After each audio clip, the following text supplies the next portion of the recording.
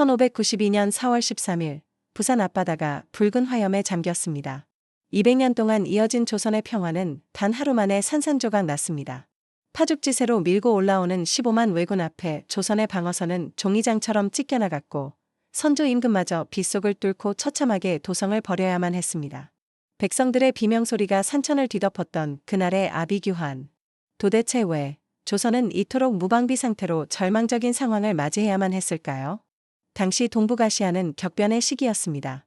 섬나라 일본의 도요토미 히데요시는 전국시대를 통일하고 넘쳐나는 무사들의 에너지를 대륙 침략으로 돌려 내부의 불만을 잠재우려 했습니다. 반면 대륙의 주인 명나라는 쇠퇴하고 있었고 조선의 조정은 당파 싸움에 매몰되어 전쟁 신호를 애써 무시했습니다. 국방 시스템은 붕괴 직전이었습니다. 그러나 변방의 전라좌수사 이순신만은 달랐습니다. 그는 모두가 태평성대를 노래할 때 홀로 거북선을 건조하고 판옥선을 정비하며 다가올 파도를 예견했습니다. 나라가 벼랑 끝으로 내몰린 순간 그의 난중일기는 담담하게 역사를 기록하기 시작합니다. 날씨가 맑았으나 몹시 비바람이 칠 징조다. 1592년 5월 거제도 옥포 앞바다. 일본 수군은 조선의 바다를 자신들의 앞마당처럼 여기고 있었습니다. 육지에서의 연전연승에 취해 배를 포구에 대어놓고 마을을 약탈하며 불태우는 데 여념이 없었습니다. 그들은 바다에서 자신들을 공격할 존재가 있으리라고는 상상조차 하지 못했습니다. 무방비 상태로 노출된 적들의 오만함. 도대체 왜 그들은 이토록 방심하고 있었을까요? 개전 초기 조선 육군의 처참한 패배가 일본군에게 잘못된 확신을 심어주었기 때문입니다. 하지만 이순신의 전라좌 수영 함대는 달랐습니다. 첫 출전의 긴장감 속에서도 장수들은 결의에 차 있었고 판옥선들은 질서정연하게 적을 포위했습니다. 적선 발견, 돌격하라. 이순신의 명령과 함께 조선 수군의 화포가 불을 뿜었습니다. 접근전을 예상하고 칼만 빼들었던 일본군은 원거리에서 날아오는 압도적인 화력 앞에 속수무책으로 무너졌습니다.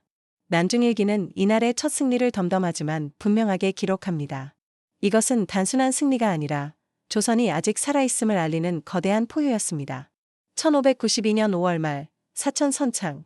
조선 수군의 연이은 승리에 당황한 일본군은 이제 섣불리 바다로 나오지 않고 험준한 지형을 이용해 매복하고 있었습니다.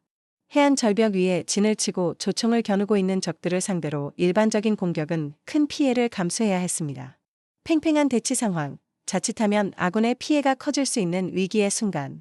도대체 왜 이순신은 이 위험한 지형으로 함대를 밀어 넣었을까요? 그에게는 비장의 무기가 있었기 때문입니다. 바로 거북선이었습니다. 적의 조총 탄환을 튕겨내는 단단한 등딱지와 사방에서 화포를 쏠 수 있는 구조를 가진 돌격선이었습니다. 이순신은 거짓 후퇴로 적을 넓은 바다로 유인해냈고 그 순간 거북선이 선두에서 적진 한가운데로 파고들었습니다. 용머리에서 내뿜는 유황연기와 화포 소리는 적들에게 공포 그 자체였습니다. 난중일기에는 이날 거북선의 활약과 함께 이순신 장군 본인이 조총 탄환에 어깨를 맞은 부상까지 상세히 기록되어 있습니다. 장수의 피로 써내려간 값진 승리였습니다. 1592년 7월 한산도 앞바다. 일본의 수군 최고 지휘관 와키자카 야스하루가 이끄는 최정예 함대가 이순신을 잡기 위해 총출동했습니다. 적은 빠르고 공격적이었으며 그 숫자 또한 압도적이었습니다.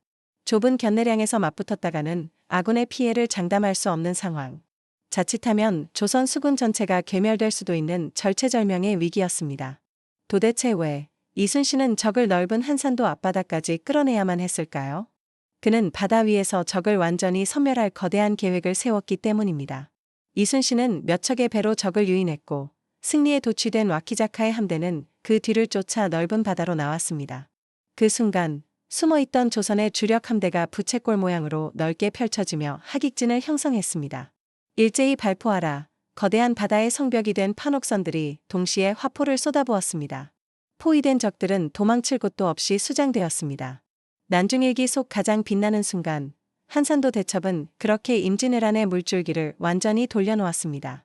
1592년 9월 이순신은 가장 대담하고 위험한 작전을 결심합니다.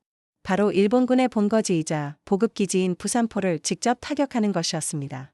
부산포에는 수백 척의 적선이 정박해 있었고 해안가 언덕에는 견고한 외성이 버티고 서서 조총과 화포로 무장하고 있었습니다. 그야말로 호랑이 굴로 제 발로 걸어 들어가는 형국. 자칫하면 함대 전체가 몰살당할 수 있는 무모해 보이는 도전이었습니다. 도대체 왜 그는 이토록 위험한 도박을 감행해야 했을까요? 초기의 연승에도 불구하고 전쟁은 장기화될 조짐을 보이고 있었고 육지에서는 여전히 왜군이 기세를 떨치고 있었기 때문입니다. 적의 사기를 완전히 꺾고 보급로를 끊기 위해서는 본거지 타격이 불가피했습니다. 조선 수군은 죽기를 각오하고 부산포 깊숙이 돌진했습니다. 해안의 적들과 치열한 포격전을 벌이며 정박해 있던 적선 100여 척을 격침시켰습니다. 비록 아끼던 부하 녹도만호 정운을 잃는 큰 아픔을 겪었지만 이 전투로 일본군은 남해안 제해권을 완전히 상실하게 됩니다. 난중일기에는 승리의 기쁨보다 전사한 부하를 향한 비통함이 더 깊게 배어 있습니다. 1593년 해가 바뀌었지만 전쟁은 끝날 기미가 보이지 않았습니다. 평양성을 탈환하며 기세를 올렸던 명나라 원군은 벽제관 전투 패배 이후 소극적인 태도로 돌변했습니다. 명나라와 일본 사이에 지루한 강화 협상이 시작되면서 전선은 교착 상태에 빠졌습니다. 싸우지도 물러나지도 못하는 어정쩡한 상황 속에서 일본군은 남해안 곳곳에 외성을 쌓고 장기 주둔을 준비했습니다. 당장이라도 적을 쓸어버리고 싶은 이순신에게 이러한 상황은 고문과도 같았습니다. 도대체 왜 다 이긴 것 같았던 전쟁이 이토록 허무하게 멈춰버린 것일까요? 명나라는 자국의 피해를 최소화하며 일본을 견제하는 데만 관심이 있었고 일본은 시간을 끌며 전열을 재정비하려 했기 때문입니다. 조선의 의사는 철저히 배제된 채 강대국들의 논리로 휴전 분위기가 조성되었습니다. 이순신은 난중일기의 답답한 심정을 토로합니다. 눈앞에 적을 두고도 공격할 수 없는 현실, 그리고 제 나라 강토에서 벌어지는 외세들의 정치 노름에 대한 분노가 일기 곳곳에 묻어납니다. 그는 이 불안한 평화가 곧 깨질 것임을 직감하고 있었습니다. 전쟁이 소강 상태에 접어들자 이순신을 기다리고 있는 것은 왜군보다 더 무서운 적이었습니다. 바로 전염병과 굶주림이었습니다. 수만 명의 수군과 피란민들이 좁은 섬에 모여 살다 보니 위생 상태는 최악이었고 설상가상으로 전염병까지 돌기 시작했습니다. 조정의 보급은 끊긴 지 오래였고 군사들은 하루에 한 끼도 제대로 먹지 못해 쓰러져 갔습니다. 칼 한 번 휘둘러 보지 못하고 병상에서 죽어가는 부하들을 지켜봐야 하는 장수의 심정. 도대체 왜 백성을 지켜야 할 나라가 이토록 무능하게 군사들을 방치했을까요? 조정은 당파 싸움과 무능한 행정으로 이미 마비 상태였고 백성들 또한 오랜 전쟁으로 수탈당해 군량을 댈 여력이 없었기 때문입니다. 이순신은 난중일기에 참담한 심정을 기록하며 스스로 해결책을 찾아 나섭니다. 그는 군사들과 함께 직접 농사를 짓고 소금을 구워 팔아 군자금을 마련했으며 물고기를 잡아 식량을 보충했습니다. 장군이자 가장이 되어야 했던 시기, 난중일기는 영웅의 화려한 무용담이 아닌 생존을 위한 처절한 투쟁이 기록으로 채워집니다. 바다에서는 일본군을 압도했던 이순신이었지만 육지에서 날아드는 정치적 공격 앞에서는 그도 속수무책이었습니다. 특히 경상우수사 원균과의 갈등은 심각했습니다. 공을 탐하고 무능했던 원균은 이순신의 전공을 시기하여 사사건건 트집을 잡고 방해했습니다. 더 큰 문제는 조정 안의 간신들이었습니다. 그들은 이순신의 높은 인기를 질투하여 임금 선조의 의심을 부추기는 모함성 상소를 끊임없이 올렸습니다. 목숨 걸고 나라를 지키는 장수에게 등 뒤에서 칼을 꽂는 비열한 행태. 도대체 왜 그들은 아군을 공격하는 데 혈안이 되어 있었을까요? 전쟁의 공포가 잦아들자 조정의 대신들은 다시 권력 투쟁에 몰두했기 때문입니다. 선조 역시 너무 커버린 이순신의 존재감을 부담스러워했습니다. 난중일기에는 원균의 추태에 대한 분노와 조정의 부당한 처사에 대한 억울함이 절제된 언어로 기록되어 있습니다. 그는 흔들리는 마음을 다잡으며 묵묵히 자신의 자리를 지켰지만 그를 향한 정치적 포위망은 점점 좁혀오고 있었습니다. 외부의 적보다 더 상대하기 힘든 내부의 적들과의 싸움이 시작된 것입니다. 철두철미한 지휘관이자 강인한 영웅으로 비춰지던 이순신. 하지만 난중일기 속 그는 피와 눈물을 가진 한 인간이었습니다. 장기간의 해상 생활로 그의 몸은 이미 병들어 있었고 불면증과 위장병에 시달렸습니다. 무엇보다 그를 괴롭힌 것은 가족에 대한 그리움과 미안함이었습니다. 그리고 1597년 그토록 염려하던 어머니의 부고가 전해집니다. 죄인처럼 압송되던 중에 들은 비보였습니다.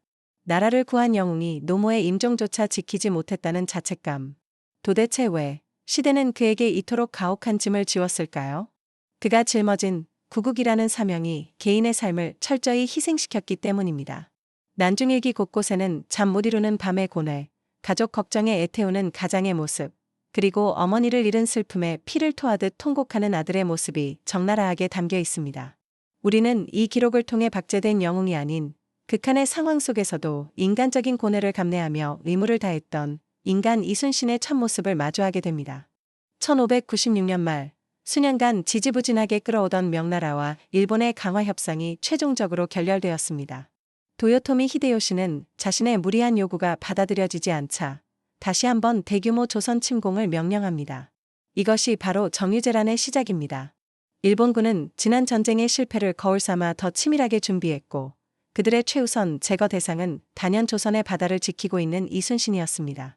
잠시나마 찾아왔던 불안한 평화가 깨지고 다시금 거대한 전운이 감돌기 시작했습니다. 도대체 왜 일본은 그토록 집요하게 재침을 준비했을까요? 히데요시의 정복 야욕은 멈추지 않았고 내부의 정치적 위기를 외부의 전쟁으로 해결하려는 의도도 여전했기 때문입니다. 이순신은 난중일기를 통해 적들의 수상한 움직임을 예의주시하며 전쟁이 임박했음을 직감합니다. 그는 다시 한번 함대를 정비하고 무기를 손질하며 다가올 결전에 대비했지만 조정은 여전히 그를 신뢰하지 않았고 일본의 간계에 놀아날 준비를 하고 있었습니다. 다가오는 폭풍 앞에서 이순신은 철저히 고립되어 있었습니다. 1597년 2월 조선 조정에 충격적인 명령이 떨어집니다. 나라를 구한 영웅 이순신을 체포하여 한양으로 압송하라는 것이었습니다. 일본군은 이순신을 제거하기 위해 이중 첩자를 이용한 교묘한 반간계를 꾸몄고 선조와 조정 대신들은 어리석게도 이 계략에 넘어가 버렸습니다. 이순신은 하루아침에 삼도수군 통제사에서 파직당하고 포승줄에 묶여 죄인의 신분으로 끌려갔습니다. 도대체 왜 임금은 나라를 지킬 유일한 버팀목을 스스로 베어버리는 어리석은 짓을 저질렀을까요? 선조의 뿌리 깊은 질투심과 불안감, 그리고 당파 싸움에 눈먼 조정의 무능함이 빚어낸 비극이었습니다. 이순신은 의금부 감옥에 갇혀 혹독한 고문을 당했습니다. 뼈가 부러지고 살이 찢겨나가는 고통 속에서도 그는 비굴하게 목숨을 구걸하지 않았습니다. 난중일기의 기록은 그가 체포되던 날 잠시 멈췄다가 죽음의 문턱에서 풀려나 백의종군 길에 오르면서 다시 시작됩니다. 가장 치욕스러운 순간에도 그는 기록을 멈추지 않았습니다. 이순신이 떠난 자리를 차지한 것은 원균이었습니다. 삼도수군 통제사가 된 원균은 이순신이 피땀으로 일궈놓은 함대를 이끌고 무모한 출전을 감행했습니다. 1597년 7월 칠천량 앞바다. 일본군의 유인 작전에 말려든 원균의 함대는 지칠대로 지친 상태에서 기습 공격을 받았습니다. 지휘체계는 무너졌고 아비규환의 혼란 속에서 조선의 자랑이던 거북선과 판옥선 160여 척이 모조리 불타거나 침몰했습니다. 조선 수군 역사상 최악의 참패. 도대체 왜 그 강력했던 무적 함대가 하루아침에 이토록 허망하게 무너져 내렸을까요? 지휘관의 무능과 오판, 그리고 준비 없는 무리한 공격이 불러온 예견된 참사였습니다.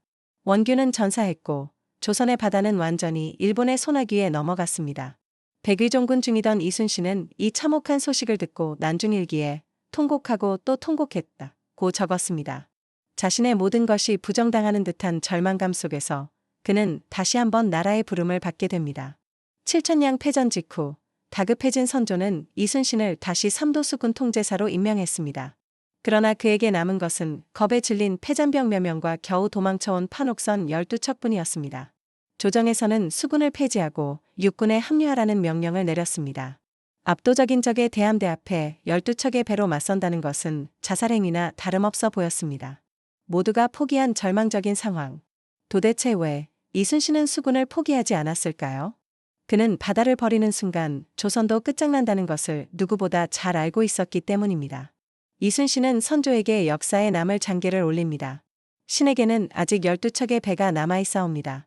죽을 힘을 다해 막는다면 저들을 대적할 수 있습니다. 난중일기는 이 시기 패배의식에 젖은 군사들을 다독이고 무기를 정비하며 다가올 불가능한 전투를 준비하는 그의 처절한 노력을 기록하고 있습니다. 그는 기적을 바란 것이 아니라 목숨을 걸고 기적을 만들 준비를 하고 있었습니다.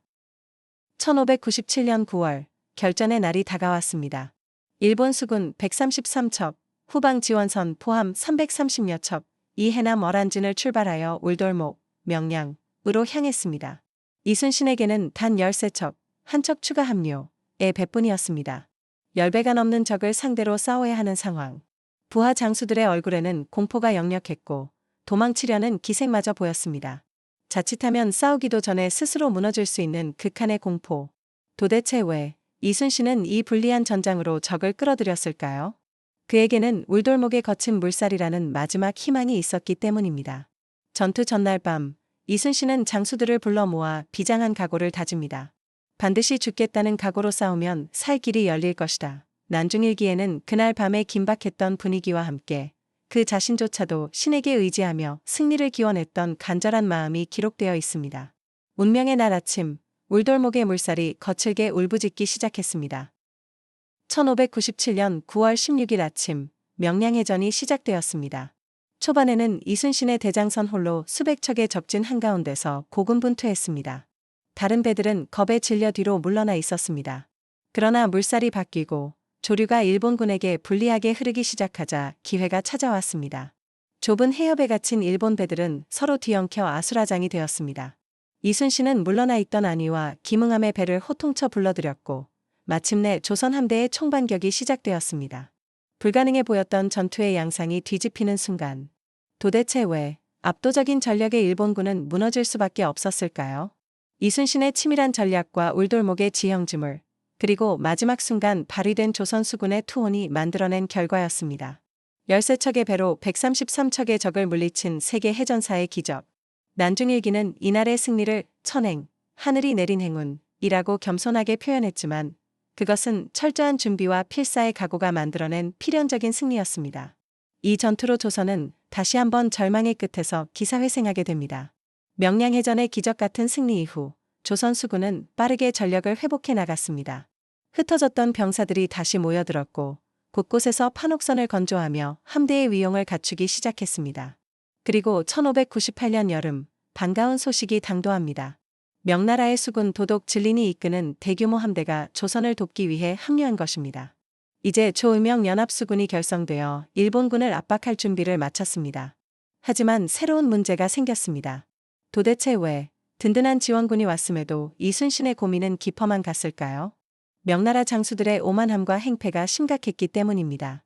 총지휘관 진리는 성격이 포악하고 남의 공을 가로채기로 유명했습니다. 자칫하면 연합군의 결속이 깨지고 작전이 실패할 수도 있는 상황. 이순신은 뛰어난 외교력과 인품으로 진린을 감복시키고 실질적인 지휘권을 행사하며 연합함대를 성공적으로 이끌어 나갑니다. 난중일기에는 이 복잡 미묘한 동맹의 현실과 이를 조율하기 위한 그의 노력이 상세히 기록되어 있습니다. 1598년 가을, 전쟁의 원흉 도요토미 히데요시가 사망했다는 소식이 전해집니다. 침략의 동력을 잃은 일본군은 조선에서의 철수를 결정합니다. 남해안 일대에 고립되어 있던 일본군들은 본국으로 돌아가기 위해 필사적으로 탈출을 시도했습니다. 7년간의 참혹했던 전쟁이 끝을 향해 달려가고 있었습니다. 하지만 이순신은 그들을 순순히 보내줄 생각이 없었습니다. 도대체 왜 그는 다 끝난 전쟁에서 마지막까지 칼을 놓지 않았을까요?